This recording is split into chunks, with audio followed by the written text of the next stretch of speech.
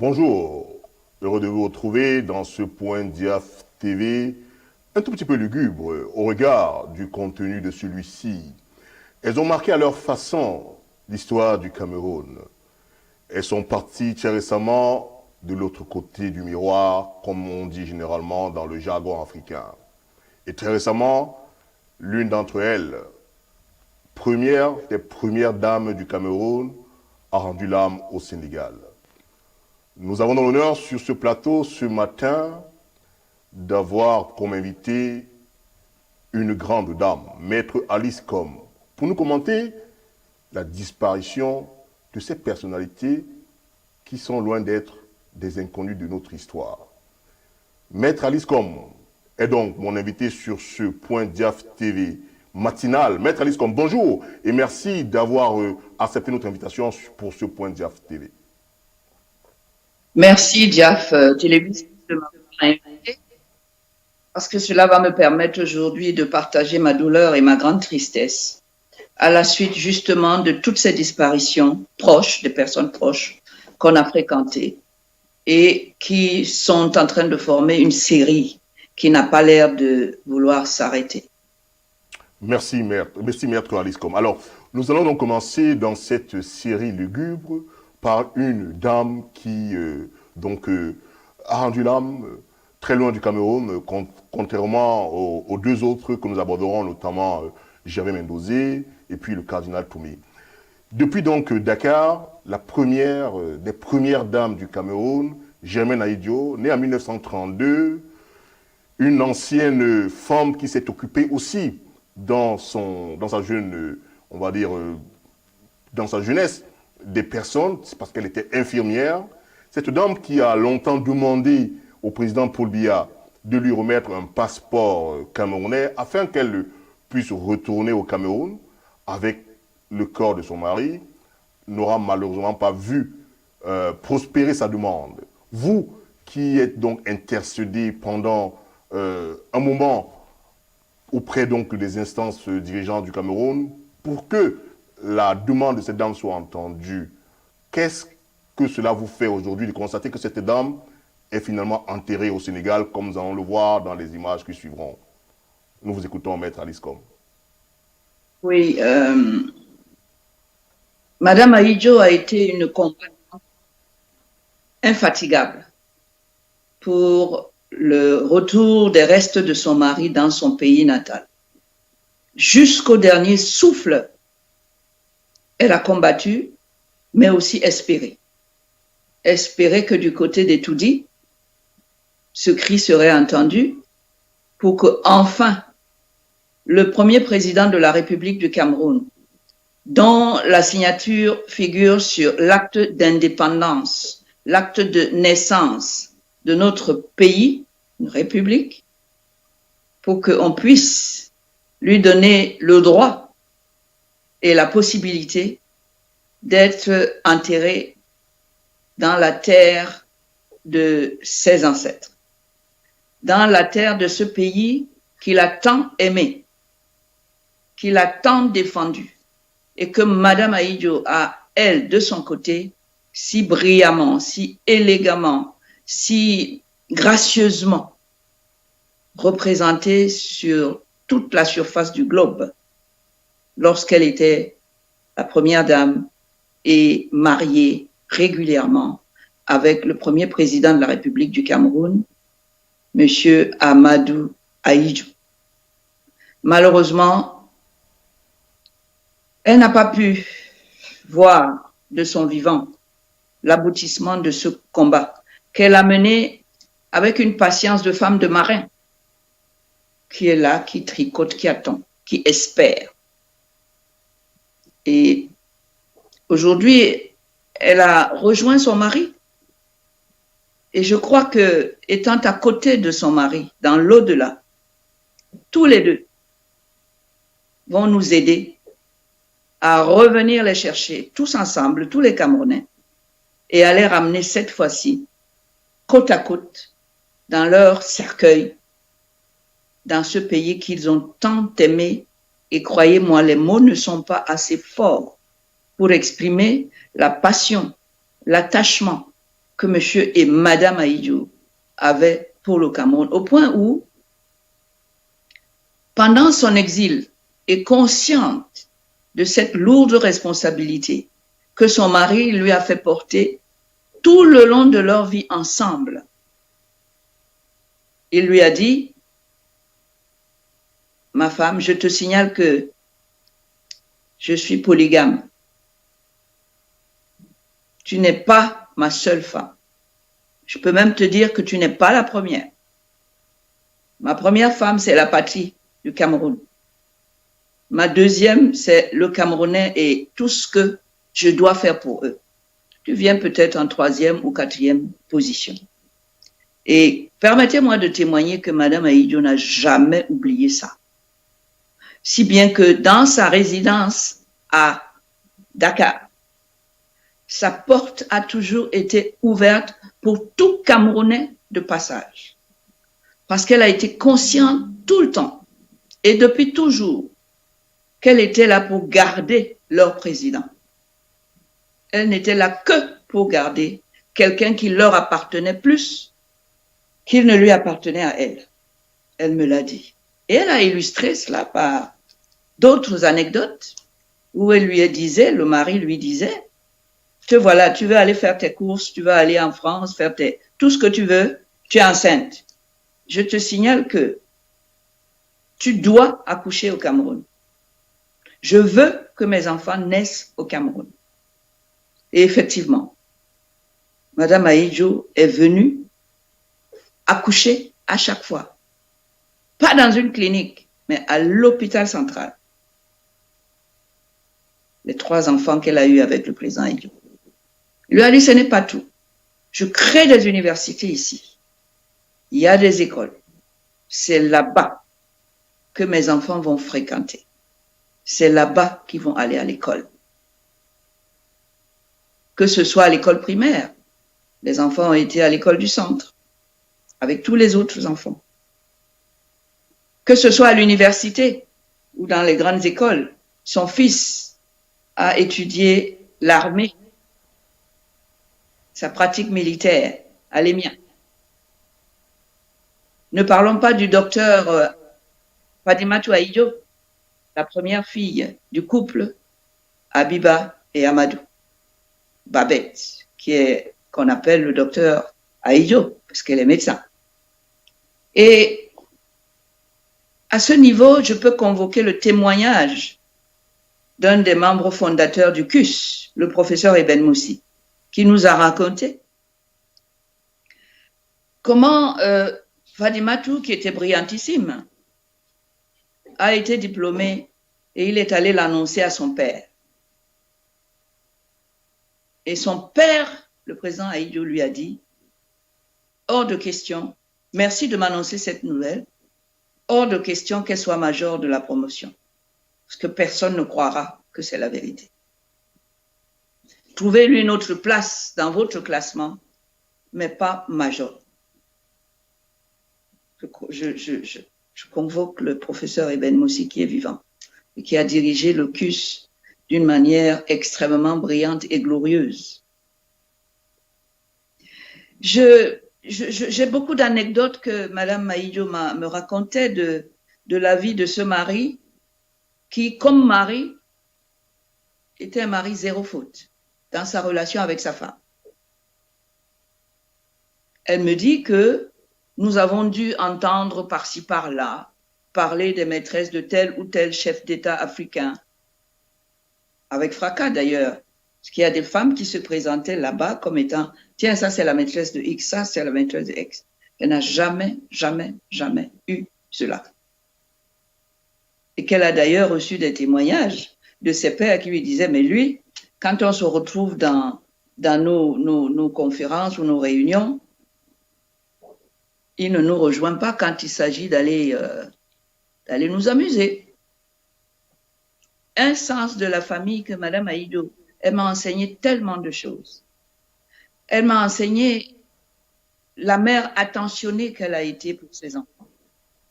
Pour ses petits-enfants, n'en parlons pas. Ou ses arrière-petits-enfants. Extrêmement attentionnée. Et ce qui m'a surpris, c'est que l'épouse Peul ne travaille pas. L'épouse Peul se fait servir. Son mari est à sa disposition. Il semble que l'islam demande qu'on s'occupe de la femme, pas l'inverse. Moyennant quoi, elle n'a aucune obligation d'aller à la cuisine, de faire à manger pour la maison. En fait, on lui donne.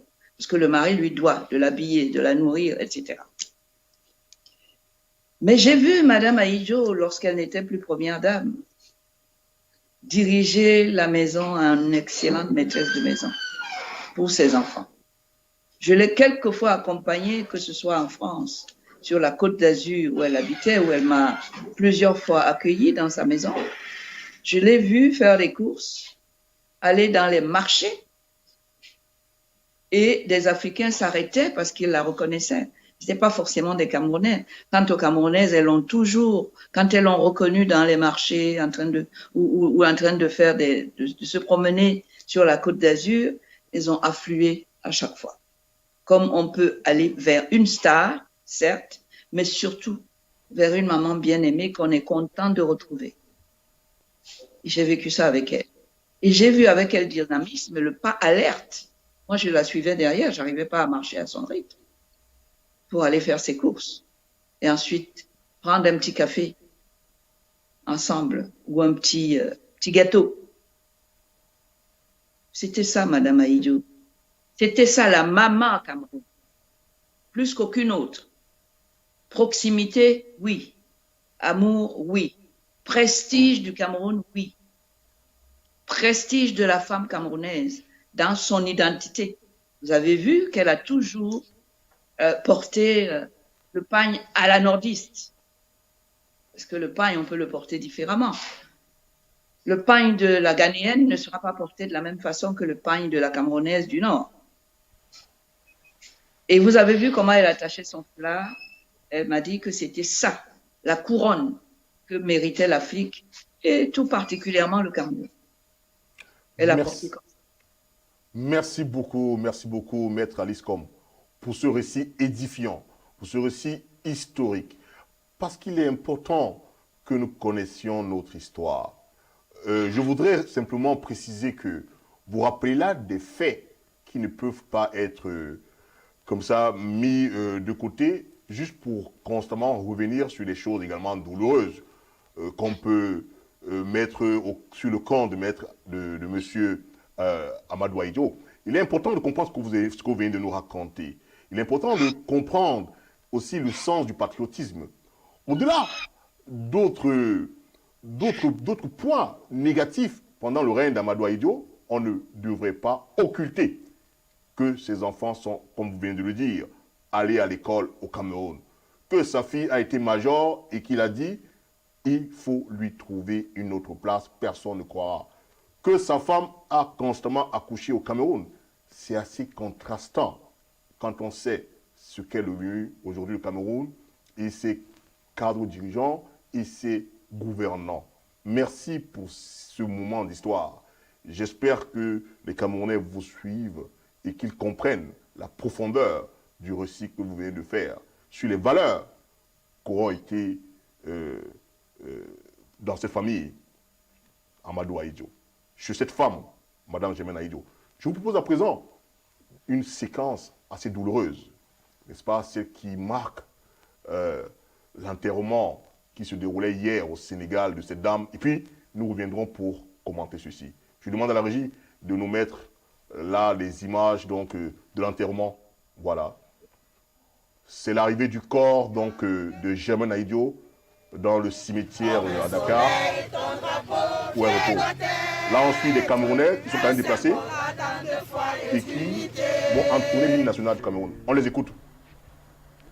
C'est le corps de Madame Aïdjo qui est donc en train de quitter la voiture qui le transportait pour donc sa dernière demeure dans ce cimetière de Dakar. Des images qui ont circulé hier, sur lesquelles vous revenez tout à l'heure, Maître Alice Com, pour un commentaire.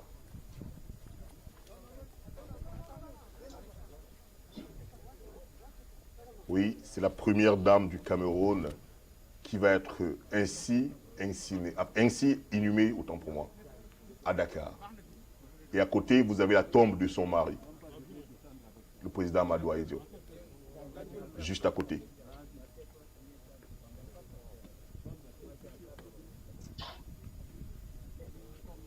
Voilà, des images émouvantes. Alors, Maître Alice, quand vous regardez ces images-là, qu'est-ce que cela vous inspire comme commentaire?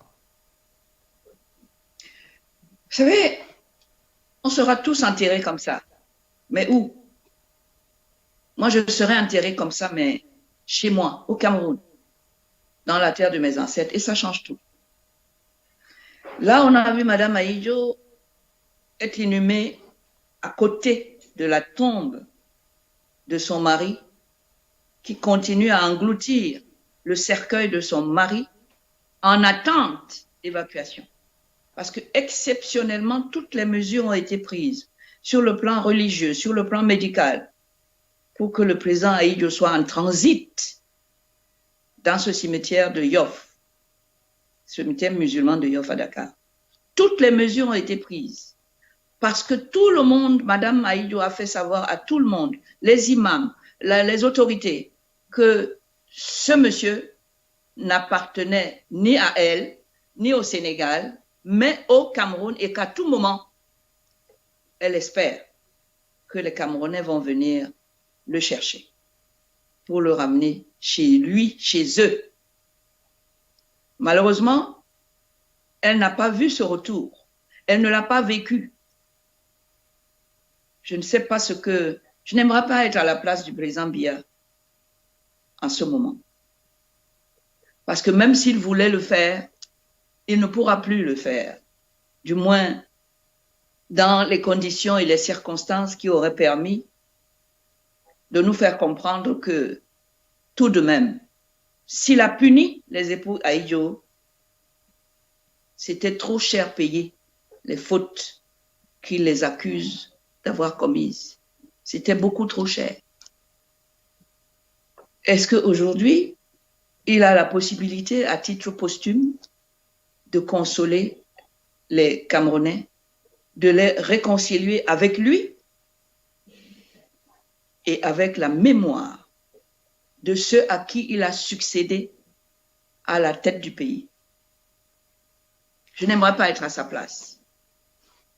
Parce que si je me pose ces questions à moi-même, je sais la douleur que ça peut provoquer en moi, une douleur qui laissera des traces à jamais, une douleur qui m'accompagne dans mon corps du matin au soir, au coucher, y compris dans mes rêves.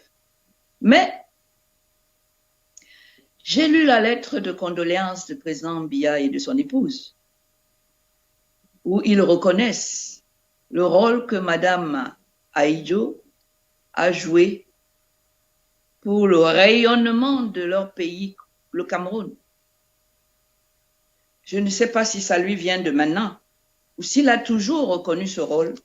Et si oui, pourquoi le reconnaissant, il ne lui a pas rendu la monnaie de cette pièce, ne serait-ce que pour ce qu'elle a fait pour le Cameroun, le rayonnement qu'elle a apporté. C'est pas rien un rayonnement. C'est pas rien. Je voulais savoir comment il n'a pas pu rémunérer ça du vivant de Madame Ahidjo, qui n'a pas cessé d'avoir la main tendue pour dire « nous venons quand? Nous rentrons quand ?» Elle n'a pas pu rentrer quand sa mère, dont elle était l'enfant unique, est décédée. Madame Ahidjo, on lui a retiré les papiers, les passeports, tout ça là. Ses enfants, tout le monde, personne n'avait plus de passeport. Et c'est le lieu pour moi de remercier en mon nom et au nom de tous ceux qui pensent comme moi, le gouvernement et le peuple sénégalais. Ils ont été à la hauteur jusqu'au bout. Madame Ahidjo a eu là-bas les soins qu'on peut apporter à sa maman, d'abord, bien aimée, mais aussi à l'épouse respectée, vénérée d'un chef d'État Alors, tous les chefs d'État qui se sont succédés, que ce soit le président Abdou Diouf, qui était là au moment du décès du président Aïdjo, le président Abdoulaye Wade, le président aujourd'hui Macky Sall, ils ont donné à Madame Aïdjo tout ce que le Cameroun lui devait d'attention, de mesures de sécurité, de tout ce dont elle a eu besoin. Savez-vous que l'immense et joli musée qui a été construit au Sénégal renferme parmi les hommes d'État africains et même noirs le portrait du président Aïdjo comme étant parmi les grands dirigeants africains de son époque, aux côtés de Mandela. Oui, pour vous dire à quel point le Sénégal a rendu hommage à celui qu'on n'a pas su reconnaître comme un des nôtres, ayant joué quand même un rôle historique incontestable pour lequel elle méritait des égards de la part de son pays. Donc, quand je lis la lettre de condoléances où le président reconnaît cela, où il reconnaît le mérite de la femme qui a si bien représenté le côté tout à fait prestigieux, éloquent, élégant du Cameroun toute sa vie, sur tous les plans, physiquement, vestimentairement, sur le plan du cœur, tout. Je pense que maintenant que cette page est tournée, cette lettre vaut amnistie comme la mort est amnistie. C'est-à-dire qu'on oublie tout. Et on fait ce qu'on a à faire pour la mémoire, pour l'histoire. On dit, je fais ma part. Voilà. C'est ce que j'attends aujourd'hui du couple présidentiel camerounais. Et je pense que parce que j'ai lu des lettres de condoléances qui avaient un relent d'humanité que je n'ai pas vu de son vivant. On a l'impression que ça revient. Si ce n'est pas totalement revenu, mais que ça revient. Et que ça nous permet d'espérer. Et que bientôt, on va envoyer des caterpillars préparer ce retour que nous attendons de tous nos voeux. D'accord. Des restes du couple présidentiel Aïdjo de Dakar. On espère qu'on va retaper les maisons, celles qui existent encore, qui ont été confisquées, qui ont été sous main de justice tout le temps, et qu'on a laissé. Aujourd'hui, on me dit que quand on passe devant la propriété du père Aïdjo à Garoua, il faut qu'on vous dise que c'était ici. Parce qu'il n'y a plus même pas une brique, même pas un mur. Je ne parle pas des autres maisons. Je crois qu'aujourd'hui, dès aujourd'hui, il faut commencer à préparer ce retour en préparant les infrastructures qui existaient et dont on n'a pas pris soin. Comme si on voulait que même les infrastructures disparaissent et ne laissent aucune trace du couple Aïdjo. J'ai cru apercevoir des lueurs dans cette lettre de condoléances. Je souligne également que, à l'époque, je me suis occupée de faire appliquer la loi en ce qui concerne les droits que l'État du Cameroun lui reconnaissait en tant que veuve d'un haut fonctionnaire, et qui sont matérialisés dans des décrets régulièrement signés, jamais appliqués de son vivant, pour qu'en même temps qu'on l'abandonnait, qu'on ne lui donnait pas les documents officiels, pas de passeport, pas de ceci, pas de cela, qu'elle ne puisse même pas avoir de quoi manger. Ce à quoi les Sénégalais ont dit non, elle va être mangée. Nous, on s'occupe de ça. Maintenant, c'est une dette qui ne s'est pas éteinte par la mort de Mme Aïdjo et qui doit revenir à ses héritiers ou à ses héritières. Et je pense que là aussi, payer ses dettes enrichit. Le Cameroun doit payer cette dette et rapidement pour que les orphelins, ceux qui restent, ne soient pas les seuls, ceux des seuls qui sont appelés à Yaoundé, au palais des congrès, mais qu'on sache que ceux qui sont encore au Sénégal et en attendant leur retour collectif à eux tous, qu'ils puissent bénéficier de l'épargne que leur papa a fait entre les mains de l'État du Cameroun, de la retraite que sa mère et autres à laquelle ils ont eu droit, et qu'on donne ça aujourd'hui aux enfants. Parce que quand même, on ne va pas laisser le Sénégal qui a donné à Madame tous les honneurs et tout ce qu'il fallait dû à son rang de première dame. Les enfants qui restent ne sont pas les premières dames. Prenons le relais. Donnons-leur ce qu'on leur doit. Et j'en appelle à ce sursaut du couple présidentiel pour nous accompagner dans cette voie de la réconciliation, dans cette voie du retour au pays natal. Même Jésus est retourné après la mort chez son Père, là où il siège à la droite de Dieu Tout-Puissant, qu'aujourd'hui nous préparions nous aussi le retour de ce couple-là parmi nous et qu'on puisse commencer le deuil ensemble. On le leur doit. Merci, Maître Alice Gomme, pour ces moments profonds qui nous ont tous plongés en vous écoutant dans une intense émotion. Alors, Maître Alice Gomme, vous revenez donc sur le rapport de M. Paul Biya, le président de la République du Cameroun, et la famille Amadou Ahidjo.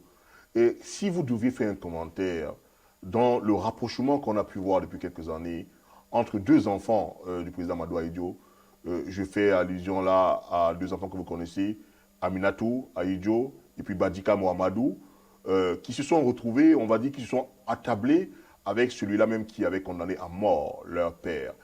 Est-ce que ce n'était pas des signes d'une main tendue de la part du gouvernement de Yaoundé? Comment interprétez-vous cela?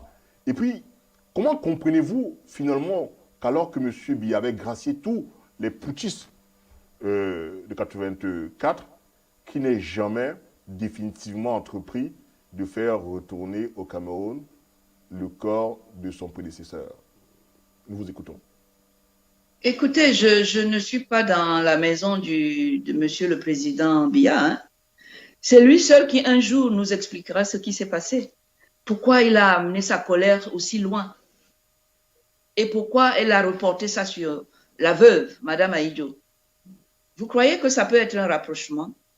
Que votre maman garde le corps de votre père à l'étranger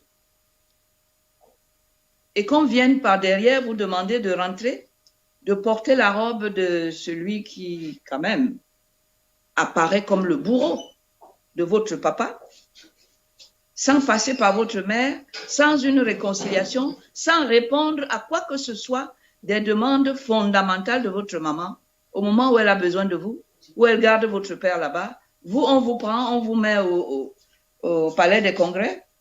C'est pas malsain, ça. Vous voyez que ça cache des dessins honnêtes, sincères. Moi, je pense plutôt que c'était un coup en se disant, le jour où cette femme-là, à cet âge-là, va voir sa fille porter mon effigie sur elle, faire la campagne, devenir laudateur, me faire des compliments sur ma bonté, alors que sa mère est là-bas, et que Madame Biya nous a donné l'exemple de la relation qu'on doit entretenir avec sa mère, si bien qu'elle l'a même enterrée chez elle, là où elle est allée en mariage, alors que sa mère était en mariage. Ça, c'est des symboles forts. Et vous allez récupérer la dernière enfant d'une vieille dame comme ça, qui doit être à ses côtés pour s'en occuper. Non seulement s'en occuper, mais recueillir ses dernières volontés quand elle se retourne et voit ses enfants. Vous savez ce que c'est pour une maman? Vous la confisquez à Yaoundé. Pour prouver quoi? Ça ne peut pas être la preuve des choses saines et honnêtes. Ça ne peut être que des choses qui montrent quelque chose de malsain, de pas sincère, de manipulateur. Ce n'est pas bon comme image. Il faut changer ça. Il faut. Moi, je n'aimerais pas à mon âge, que mes enfants soient récupérés par quelqu'un qui m'a tellement maltraité, qui a fait mon malheur. Parce que la petite Aminata qui est ici, moi, je ne peux pas raconter sa vie ici. Mais elle était la plus jeune. C'est elle qui a subi le traumatisme de la disparition de son père. Le traumatisme du départ du pouvoir. Elle a vécu dans le palais. Et tout d'un coup, on lui dit non, on part. On a dû l'inscrire en Suisse à l'école. Le Cameroun a demandé qu'on les expulse parce qu'on avait retiré leurs documents. les visas et autres. Oui, ce sont des choses qu'il faudra dire, parce que Mme Aïdjo me l'a dit. C'est elle qui a le plus souffert, elle qui a été le plus traumatisée, qu'elle a eu à défendre.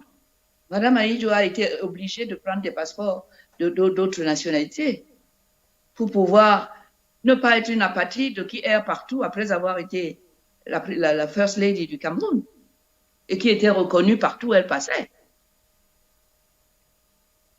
Elle a été obligée de prendre ce qu'on lui proposait pour pouvoir circuler. Est-ce que dans ce cas, on peut donc aussi penser que ces deux enfants ont finalement assassiné pour une deuxième fois leur papa en s'attablant donc avec le président Paul Biya? Je n'irai pas jusque-là. Vous savez, quand vous avez un pouvoir fort, manipulateur, on voit comment déjà on retourne même des grands adultes que tu ne pouvais pas imaginer. Vous imaginez que sur des enfants fragilisés par la mort et traumatisés par la mort de leurs parents, et puis redevenus des minables personnes, parce que on a confisqué tous leurs biens pendant très longtemps, y compris même les biens des enfants. J'ai eu à défendre je dis, mais on a condamné le président Biya, on n'a pas condamné Babette Aïdjo. Pourquoi ces petits loyers qu'elle a ici, vous les confisquez, pourquoi? J'ai dû les défendre là-dedans. C'est pour vous dire que ce que vous ne voyez pas était plus important en termes de pression forte sur les uns et sur les autres.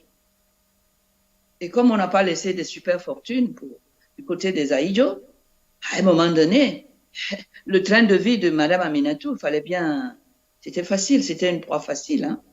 Moi, je ne peux pas leur en vouloir. Je ne peux pas aller dire qu'ils sont des assassins de quoi que ce soit. Ils sont des victimes.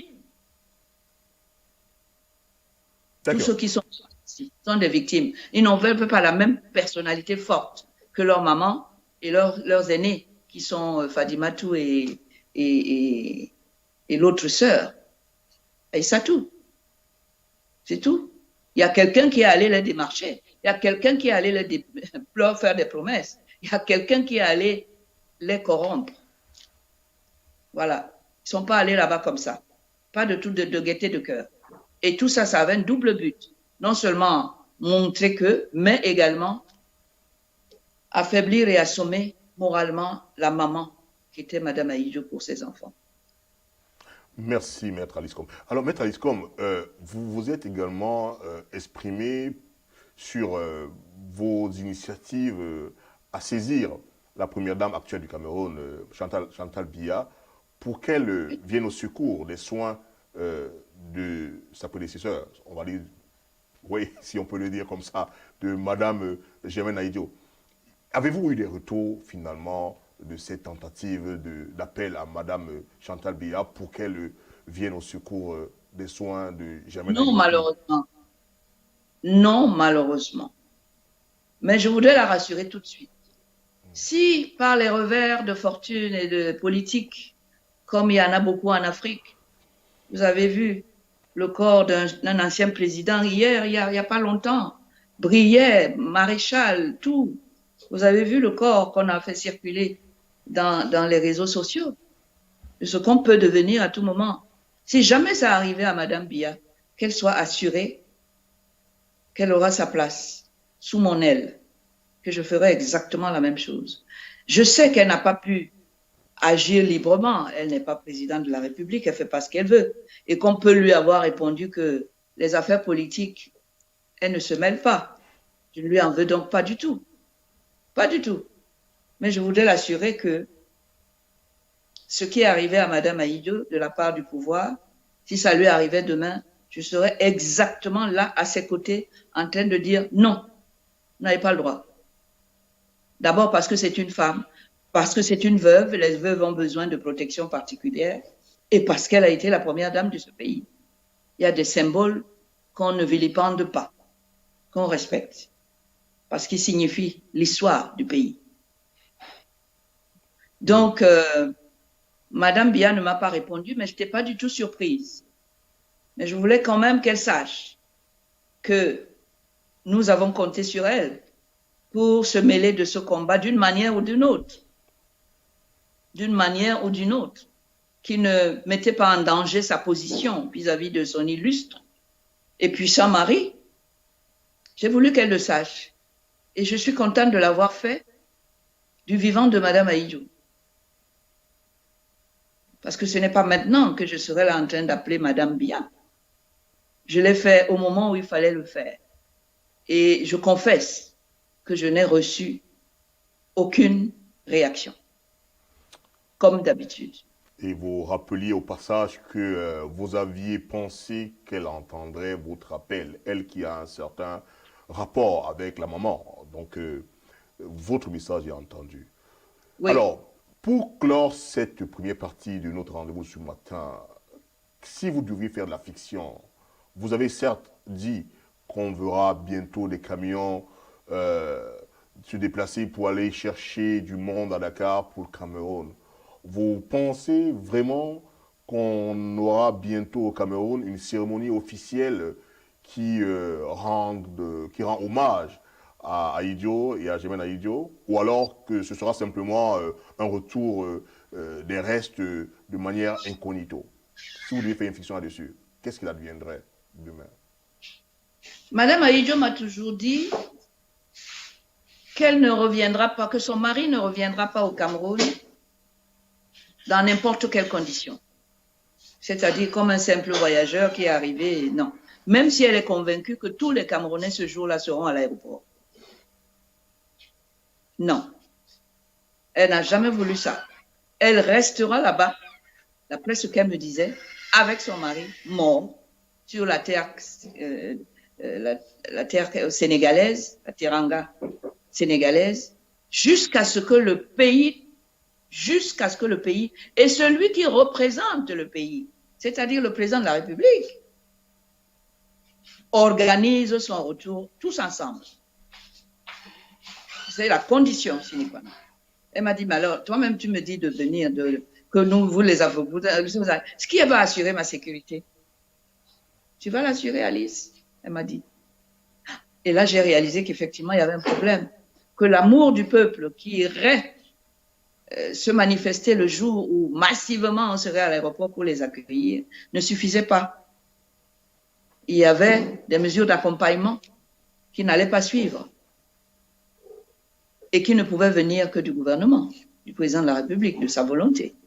J'espère que c'est une volonté qui a été exprimée dans la lettre de condoléances et qui va maintenant se traduire dans les faits. Et à ce moment-là, tous ensemble, ce souvenir va nous unir et nous allons faire des choses qu'on fait ensemble quand on a un deuil, un décès qui nous concerne tous. Eux, en tant qu'État, qu'il a dirigé en même temps que lui d'ailleurs, le président actuel, ils ont été des dirigeants en même temps. Et nous, qui pouvions tenir lieu de famille, on avait dit à Yaoundé que c'est une affaire de la famille. Maintenant que la famille, la seule qui lui reste, c'est la famille Cameroun. Nous pensons que la famille Cameroun va faire ce que la famille nucléaire n'a pas pu faire, puisque le président reconnaît leur rôle dans le Cameroun et le rayonnement du Cameroun. Donc maintenant, c'est la famille Cameroun tout entière à qui nous passons la parole et les actes. Mieux vaut tard que jamais, n'est-ce pas? Nous allons donc espérer que votre vœu, et le vœu de certains Camerounais également, nous imaginons bien que la famille d'Amadou Ahidjo au Cameroun continue à espérer voir les restes de leur père, frère, reposer définitivement sur la terre qu'il a vu naître. Nous espérons également que du côté de Yaoundé, notamment à Etoudi, ces modestes appels vont être écoutés. Si on devait conclure sur cette première séquence, Maître Aliscom, on a entendu donc que c'était une proche de Germaine Ahidjo qui parlait. C'était également l'avocat de la famille qui parlait. C'était très visiblement aussi une citoyenne libre qui parlait. C'est bien ça? Oui. Merci, Maître Aliscom. Alors, on va à présent parler d'un autre point lugubre. Tout à l'heure, vous rappeliez la sortie officielle de la présidente de la République à la suite du décès de Germaine Ahidjo. On a pu donc comprendre cette reconnaissance toujours posthume qui qui serait caractéristique du gouvernement de Yaoundé. C'est un peu ce qu'on a vu avec le décès très récemment également de quelqu'un qui aura été pendant longtemps au service du président de la République, Gervais Mendozé. Vous avez donc suivi ce décès-là. On a vu même une sortie du directeur de la CRTV, la télévision nationale camerounaise, nous apprendre que le pauvre avait été gracié, qu'il a reçu même un décret le graciant qui n'a pas voulu sortir. Vous donc, à la fois avocat, pouvez-vous nous expliquer comment vous avez vécu non seulement les turpitudes de cet ancien fidèle au président Paul Biya, mais aussi ces sorties-là qui semblaient faire croire qu'enfin le président Paul Biya, son ami, lui aurait donné sa voiture, son ambulance dans laquelle il va décéder. Et que surtout, ce président Paul Biya l'avait gracié d'une lettre ou d'un décret que nous n'avons jamais vu, nous autres journalistes. Nous vous écoutons, Maître Alice Com, sur cette séquence-là.